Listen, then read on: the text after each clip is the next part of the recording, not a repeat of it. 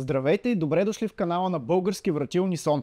Днес ще направим една кратка презентация на нашия универсален боец, а именно серия Optima. Серията предлага два размера и 24 цвята налични на склад. А ако искате нещо по-зашеметяващо, можете да поръчате вратата двуцветна или да изберете от над 30 декорации, или да поръчате вратата двуцветна с две различни декорации и изцяло по ваши размери. Касата и крилото са направени от алуминий, който придава елегантен завършек на вратата, не я прави излишно тежка и осигурява 20 години гаранция против ръжда. Крилото е с дебелина 10 см, а вътре ще откриете пълнеж от каменна вата с дебелина 7,5 см, плътност от 85 кг на кубичен метър и два стоманени листа за допълнителна сигурност. Касата също е с дебелина 10 см, но посредством MDF уширения и первази можем да облечем зидове над 50 см. Вратата е двойно уплътнена с полиуретанови уплътнения със специална обвивка, която не позволява свиване във времето. Ще откриете тези уплътнения както по крилото, така и по касата. И последно, но не на последно място,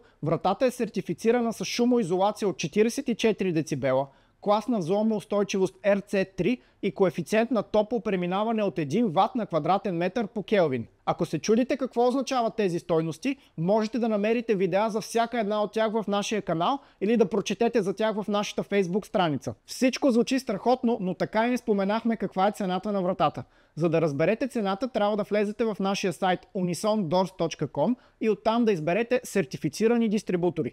Там ще намерите дистрибутори на Унисон за вашия град, към които можете да се обърнете за ценова оферта. Вероятно съм пропуснал да отговоря на някои от вашите въпроси, затова не се притеснявайте да ме попитате в коментарите.